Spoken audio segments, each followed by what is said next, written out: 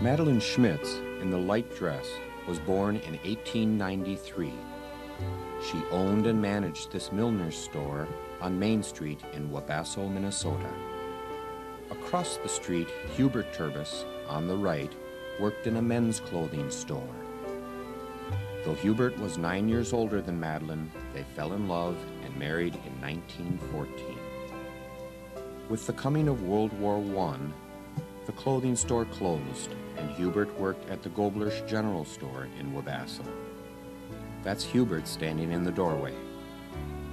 Veronica was born in 1915, and Sylvester, pictured here, was born in 1917. Cy says he liked to collect rocks as a young boy. Here Cy poses with Ann Stacken, with whom he sang in a first-grade play.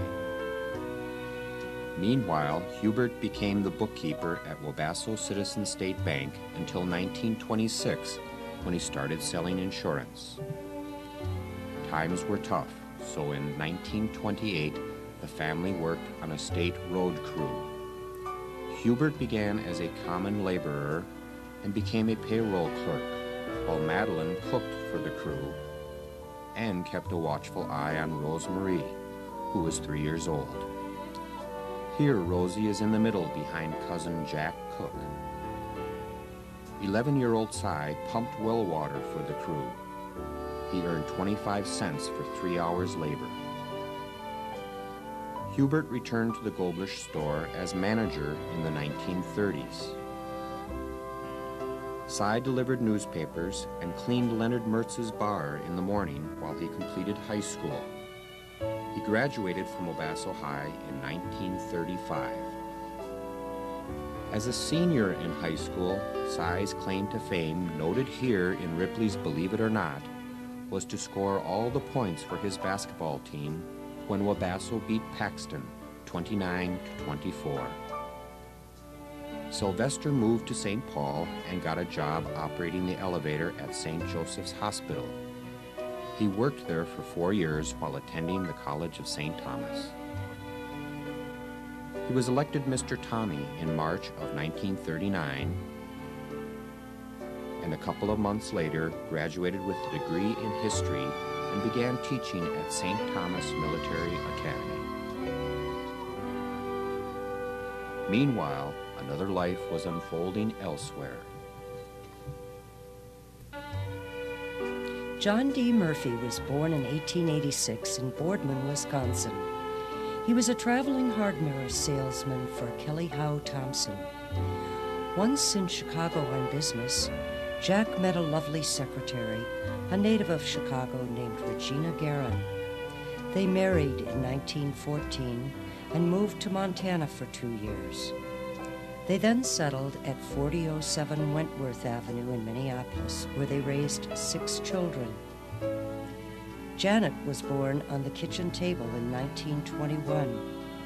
Here, Sister Marge is keeping a watchful eye on her. From left to right are Jack, Marge, Janet, and Rosemary in the front. Donald and Trish were soon to follow. All the Murphy children went to Incarnation Grade School. In this school play, Joan of Arc, Janet was the queen in the center. One of Janet's closest friends growing up was Betty Kidwell on the right, who later married Vic Gager.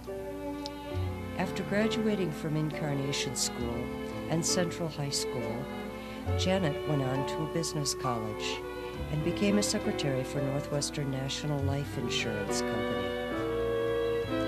She blossomed into a beautiful young woman. She became the St. Thomas College homecoming queen in October 1940.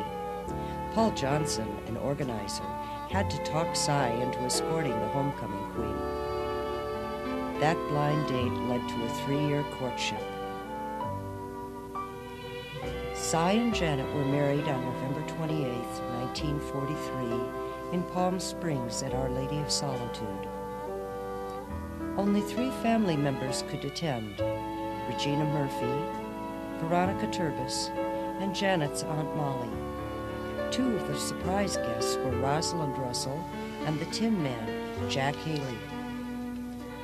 Veronica was Janet's maid of honor, and Cy's best man was Bob Masnick.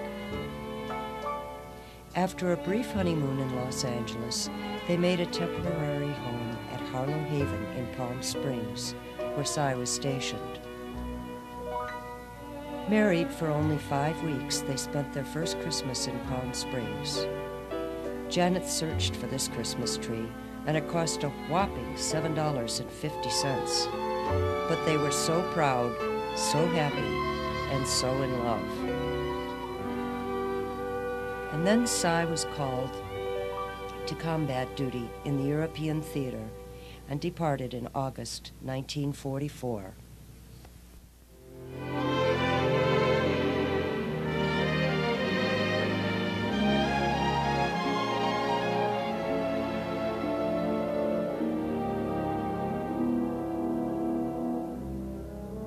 I'll be seeing you in all the old familiar places that this heart of mine embraces all day through.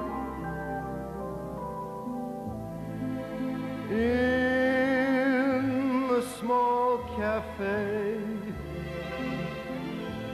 the park across the way, the children's carousel, the chestnut trees, the wishing well, and I'll be seeing you in every lovely summer's day, in everything that's light and gay. I'll always think of you that way. I'll find you in the morning sun, and when the night is new, I'll be looking at the moon, but I'll be seeing you.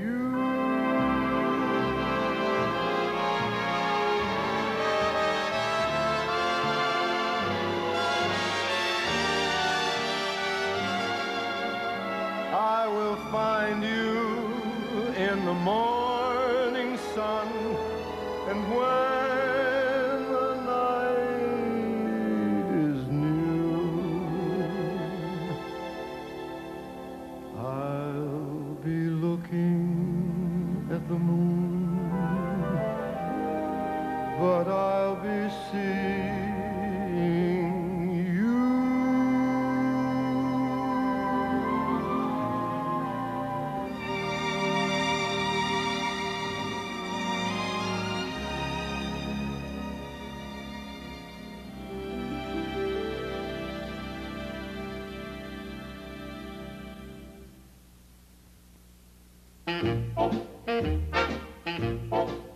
Oh, we ain't got a barrel of money. Maybe we're ragged and funny, but we'll travel along, singing a song side by side. Don't know what's coming tomorrow. Maybe it's trouble and sorrow, but we'll travel the road, sharing our load side by side. Through all kinds of weather, what if the sky should fall? Just as long as we're together, it doesn't matter at all.